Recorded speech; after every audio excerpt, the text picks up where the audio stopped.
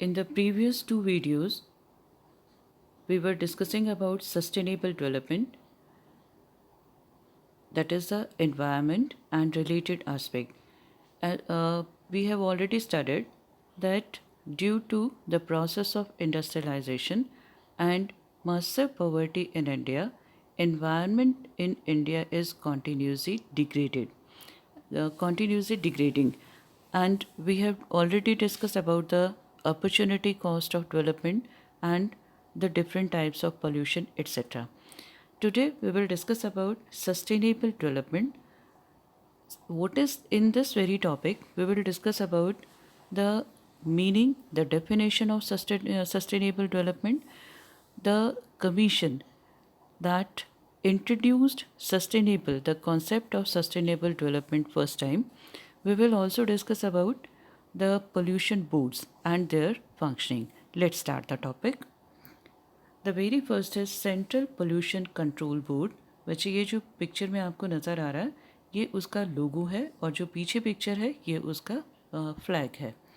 Now the central pollution control board of India is a statutory organisation under the Ministry of Environment, Forests and Climate Change. It was established in 1974. This is very, very important. You should keep in your mind. Under the Water Prevention and Control of Pollution Act and later entrusted with functions and responsibilities under the Air Act, that is Prevention and Control of Pollution. पहले आता था water act, फिर बाद में इसको नया भी नाम दिया गया. दिस इज़ एयर एक्ट 1981, लेकिन आपको लर्न करना है 1974. Now, what's about the functions of the central board at the national level? It advises the central government on any matter concerning prevention and control of water and air pollution and improvement in the quality of air. Plan and cause to be executed a nationwide program for the prevention, control or abatement of water and air pollution. Coordinate the activities of the state board and resolve disputes among them. तो यहाँ से हमें ये पता लग रहा है कि सेंट्रल गवर्नमेंट को भी एडवाइस करता है, स्टेट गवर्नमेंट को भी एडवाइस करता है, पॉलिसीज़ को, नेशन वाइड प्रोग्राम्स को प्लान भी करता है और एग्जीक्यूट भी करता है. Provide technical assistance and guidance to the state boards, carry out the sponsor investigation and research relating to problems of water and air pollution and for their prevention, control or abatement. Planned and organized training of persons engaged in program on the prevention, control or abatement of water and air pollution. Technical assistance भी देता है, training भी provide करता है उन सब लोगों को जिनकी इस बोर्ड को ज़रूरत होती है अपने प्रोग्राम्स को, अपनी पॉलिसीज़ को एग्जीक्यूट करने में. Organise through mass media a comprehensive mass awareness programme on the prevention, control और abatement of water and air pollution.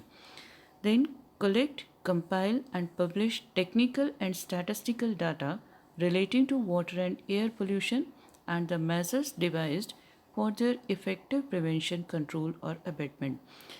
थोड़ा सा रिकॉल करिए, आपके स्कूल में बहुत सारे एनवायरनमेंट रिलेटेड कॉम्पिटिशन्स होते रहते हैं. वन महोत्सव वीक सेलिब्रेट किया जाता है, ग्रीन वीक सेलिब्रेट करते हैं हम, तरवे नमा सेलिब्रेशन होता है. उसके साथ साथ अचानक से आपके कॉम्पिटिशन्स आते हैं, पोस्टर मेकिंग हो गया या स्वच्छता अभियान हो गया या स्वच्छता पखवाड़ा हो गया. ये सब एक तरह से ये अवेयरनेस क्रिएट की जा रही है मास मीडिया से. ये हमारे पास गवर्नमेंट के लेटर्स आते हैं, CBSE से भी आते हैं, हरियाणा गवर्नमेंट के भी आते हैं और सेंट्रल गवर्नमेंट के भी आते हैं, जिनमें हमें बच्चों को अवेयर कराना होता है for environment protection. Now prepare manuals, codes and guidelines relating to treatment and disposal of sewage and treat effluents as well as for stack gas cleaning devices, stacks and ducts. बहुत ज़रूरी होता है effluents का proper wastage या उसका जो sewage है उसको प्रॉपरली डिफ्यूज़ किया जाए, मतलब इधर उधर उसका डिस्पोजल जो होता है वो प्रॉपरली होना चाहिए। ऐसे ही गैसियस जो मटेरियल है उसको भी ना सिर्फ प्योरीफाई किया जाए बल्कि उसका जो डिस्पोजल है वो भी प्रॉपरली किया जाए। Then disseminate information in respect of matters relating to water and air pollution and their prevention and control. Lay down, modify, or annul in consultation with the state governments concerned the standards for stream or well and lay down standards for the quality of air and perform such other functions as may be prescribed by the government of India. So ये जो हमने topic discuss किया, this is a central pollution control board. This is very very important statutory organization and it was established in 1974. With this topic is over. You should learn this topic properly. Now we will discuss about sustainable development. This is not a new concept for you क्योंकि आप इसको 10th class में discuss करके आए हो. आज हम थोड़ा सा इसको रिकॉल करेंगे क्योंकि ये बहुत नया नहीं है लेकिन बहुत इम्पॉर्टेंट है. इसमें से वैल्यू बेस्ड क्वेश्चन 6 मार्क्स का निकल कर आता है. चलिए स्टार्ट करें. This is very important paragraph. Sustainable development is a way for people to use resources without the resources running out. It means doing development without damaging or affecting the environment. The term used by the Brundtland Commission, this is very important, defined it as development with sustainability that meets the needs of the present and also compromising the ability of future generation to meet their own needs. Means sustainable development एक ऐसा concept है जो sustainability मतलब development के उस aspect को discuss कर रहा है जिसका एनवायरनमेंट को कोई नुकसान ना आए without causing any harm to environment. In the previous videos, we have discussed that the opportunity cost of industrialization, the opportunity cost of development is environment degradation.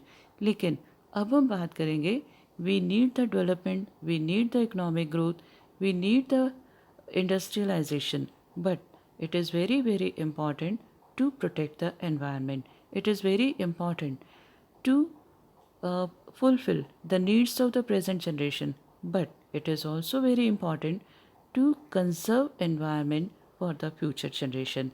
And the aim of sustainable development is to protect the environment, to protect the resources for the future generation.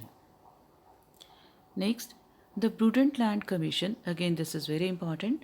The Brundtland Commission officially dissolved in December 1987 after releasing Our Common Future. Means जो report उसने दी थी वो थी are common future 1987 में आया था. In October 1987 the document popularised the term sustainable development. Our common future won the university of Louisville Grawemeyer award in 1991. आपको यहाँ पर लर्न करना है एक तो आर कॉमन फ्यूचर के बारे में, एक सस्टेनेबल डेवलपमेंट का जो कॉन्सेप्ट था सबसे पहले ब्रुडेंटलैंड कमीशन में आया था 1987 में. Move to the next. What is sustainable development? Sustainable development is that process of development which meets the needs of present generation without reducing the ability of future generation to meet their own needs. Means future generation की ability को destroy नहीं करना, उनके potential को carry on रखना है लेकिन present needs को भी सेटिस्फाई करना है. Now what's about the main features of sustainable development? These are also known as the prerequisite conditions.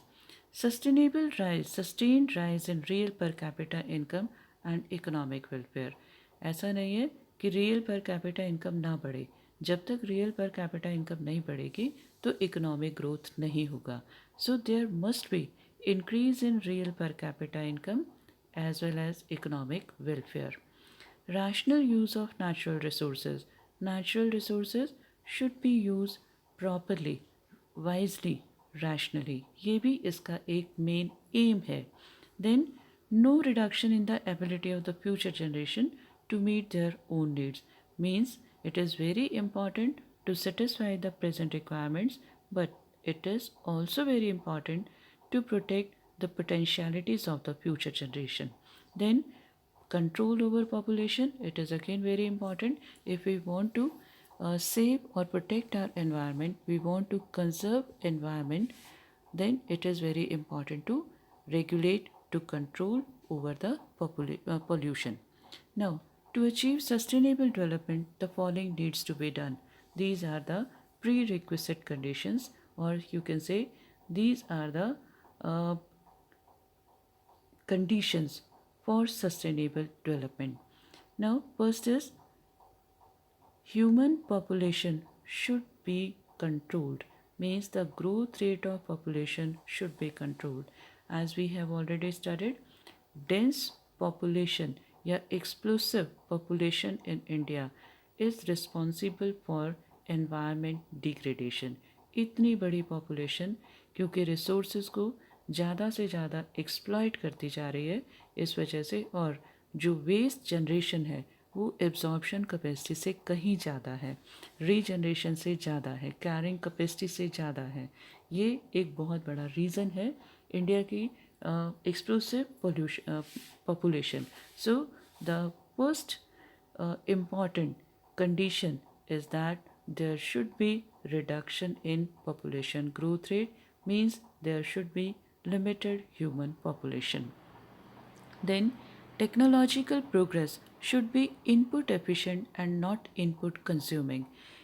Input efficient का मतलब ये है कि हम कम रिसोर्सेज को यूज़ करें, कम रॉ मटेरियल को यूज़ करें और ज़्यादा आउटपुट प्रोड्यूस हो. देखो, हमारी कंट्री में पॉपुलेशन बहुत ज़्यादा है, इसका मतलब नीड्स भी बहुत ज़्यादा है. उन नीड्स को पूरा करने के लिए हमें नेचुरल रिसोर्सेज को यूज़ करना पड़ता है. अगर हम टेक्नोलॉजिकली एडवांस होंगे या मॉडिफाइड मॉडर्न टेक्निक्स को हम यूज़ करेंगे तो हम कम रॉ मटेरियल से ज़्यादा आउटपुट प्रोड्यूस कर पाएंगे. इससे क्या होगा कि जो नेचुरल रिसोर्सेज हैं वो हमारे प्रोटेक्ट हो जाएंगे. Next, renewable resources should be extracted on a sustainable basis, that is the rate of extraction should not exceed rate of regeneration. जो renewable resources हैं, यहाँ पर आपका नॉन renewable resources आना चाहिए था. जो नॉन renewable resources हैं उनको हम नॉन रिन्यूएबल रिसोर्सेज हैं, मतलब जो जल्दी एग्जॉस्ट हो जाते हैं, उन रिसोर्सेज को निकालना तो यूज़ तो हमें करना पड़ेगा, लेकिन इस तरह से हम यूज़ करें कि उनकी जो रीजनरेशन रेट है उससे ज़्यादा हो, मतलब हमारा एक्सट्रैक्शन रेट कम हो और रीजनरेशन रेट ज़्यादा हो. Then for renewable resources rate of depletion should not exceed the rate of creation of renewable substitutes. यहाँ पर क्या है कि जो हम रिसोर्सेज को यूज़ कर रहे हैं वो for non renewable resources rate of depletion should not exceed the rate of creation of renewable substitutes. जो नॉन रिन्यूएबल रिसोर्सेज हैं वो ख़त्म हो रहे हैं, तो वो जो उनका रेट है वो रिन्यूएबल सब्सटीट्यूट से कम होना चाहिए, मतलब हम उनको सोच समझ कर यूज़ करें. दोनों ही पॉइंट्स में आपका मतलब ये है कि resources should be used wisely, whether they are renewable और जो और नॉन रिन्यूएबल. जो रिन्यूएबल रिसोर्सेज हैं उनको हम ज़्यादा यूज़ कर सकते हैं क्योंकि वो एग्जॉस्ट नहीं होते. थोड़ा सा वर्ड्स की यहाँ प्रॉब्लम है, लेकिन आप इसके टर्म को ध्यान से समझिए. Then inefficiencies arising from pollution should be corrected. Pollution की वजह से बहुत सारी इनएफिशिएंसीज आ जाती हैं, उनको भी हमें कंट्रोल करना पड़ेगा if we want to protect our environment. Then strategies for sustainable development. हम क्या कर सकते हैं सस्टेनेबल डेवलपमेंट के लिए. This is not a new concept, मैं इसको थोड़ा रिकॉल कराऊंगी बस. Use of non conventional sources of energy. Conventional sources of energy you have already studied about the conventional and non-conventional sources of energy in the previous chapter, that is infrastructure. Conventional sources, these are the traditional sources like coal, petroleum and natural gas. These are these have been in use since a long time, and these are exhaustible resources, non-renewable resources. On the other hand, non-conventional sources are comparatively new resources of energy. They are in their experimental stage, like the solar energy, tidal energy, geoenergy, thermal geoenergy. tidal energy, hydro energy, then atomic energy. These are non-conventional sources. These are non-exhaustible. So बहुत ज़रूरी है कि हम ज़्यादा से ज़्यादा non conventional sources को use करें. Use of cleaner fuels, LPG, gobar gas in rural areas and CNG in urban areas. Use of solar energy and wind energy, shift to organic farming. जो हमारे कंट्री में farming चल रही है, जो traditional way हम use कर रहे थे, फिर हमने उसमें एग्रीकल्चरल रिफॉर्म्स अडॉप्ट किए. ज़्यादा से ज़्यादा केमिकल फर्टिलाइजर्स हम यूज़ कर रहे हैं, ज़्यादा से ज़्यादा पेस्टिसाइड्स हैं, इंसेक्टिसाइड्स हैं. उससे क्या हो रहा है कि जो लैंड है, सॉइल जो है वो ख़राब होती जा रही है, फर्टिलिटी ऑफ सॉइल जो है वो कम होती जा रही है, बैरन होती जा रही है लैंड. और जो प्रोडक्ट्स प्रोड्यूस हो रहे हैं वो भी बहुत ज़्यादा केमिकल्स की वजह से हार्मफुल है फॉर द हेल्थ. तो instead of using chemical fertilizers or chemical farming, we should go for organic farming.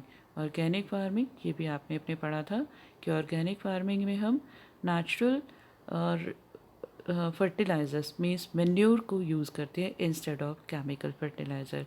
ये एक ट्रेडिशनल वे ऑफ फार्मिंग है.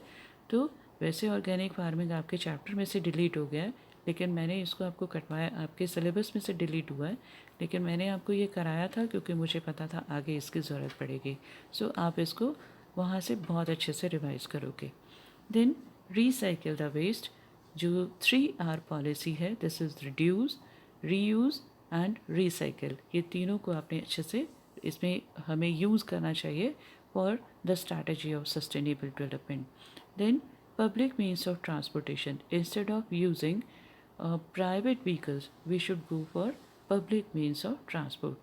Then traditional knowledge and practices, बहुत सारे ऐसे तरीके हैं जो हम पहले से करते आए हैं, उससे एनवायरनमेंट प्रोटेक्ट होता है. तो हमें अभी भी एनवायरनमेंट प्रोटेक्शन की तरफ ध्यान देना चाहिए. Establishment of mini hydel plants. Mini hydel plants means हम हाइड्रो इलेक्ट्रिसिटी की तरफ ध्यान दें. हाइड्रो इलेक्ट्रिसिटी या एनर्जी की तरफ हमें और ज़्यादा स्ट्रेस देने की ज़रूरत है. Then biopest control, instead of insecticides, chemical insecticides और pesticide, we should go for biopest control. बच्चे कुछ और तरीके हैं, जैसे अभी ये टिड्डी दल आया हुआ है, इसको कंट्रोल करने के लिए आपने देखा है बहुत ज़ोर ज़ोर से ड्रम बजाए जाते हैं या पटाखे चलाए जाते हैं. ये एक ऑर्गेनिक वे है, एक होलिस्टिक अप्रोच है पेस्ट कंट्रोल करने का. इसी तरह से नीम ऑयल आता है, तो नीम ऑयल से क्या होता है कि अगर उसका छिड़काव किया जाए फसलों पर तो भी उसको हम पेस्ट कंट्रोल कर सकते हैं. इसी तरह से कुछ और तरीके हैं, जैसे आपने जो ये होलिस्टिक अप्रोच होती है, मतलब इसमें हम केमिकल्स को यूज़ नहीं करते, उसकी जगह पर हम बायो मेथड्स यूज़ करते हैं in order to control over the pest. So this is all about strategies for sustainable development. Now what's about your homework? As usual you have to revise your chapter thoroughly. बेटा ये chapter आपका book में से भी आपने thoroughly पढ़ना है और पूरी वीडियो भी आपने दोबारा से अच्छे से देखनी है, क्योंकि ये आपका वैल्यू बेस्ड टॉपिक है. तो ऐसा नहीं होगा कि आप इसको सिर्फ रट्टे लगाओ और आपका हो जाएगा, ऐसा नहीं होगा. सस्टेनेबल डेवलपमेंट में बहुत सारी अप्रोचेस बनती हैं. आप अपने आइडियाज़ भी दे सकते हो कि कैसे हम एनवायरनमेंट को प्रोटेक्ट कर सकते हैं. आपको स्मोक के बारे में आप समझते हो, कुछ अक्टूबर नवंबर के टाइम में इधर से पराली बर्न होती है और उधर से फॉग का सीज़न होता है तो मिलकर स्मोक बनता है जो बहुत ज़्यादा हार्मफुल होता है. तो उससे बचाने के लिए हम क्या कर सकते हैं, मतलब ये सब आपको बहुत अच्छे से एनवायरनमेंट को पूरा नज़र में रखना है आपने. वैल्यू बेस्ड क्वेश्चन है तो सिर्फ रटे रटाए से काम नहीं चलेगा. So read the chapter thoroughly from book as well as from this video, and if you have any doubt please send me your doubts either on app or in group. And one more thing, which be prepared for test on Thursday. There will be a test of chapter number 11 and 12. Okay, goodbye, take care, be sincere, do your work properly. Goodbye dear students.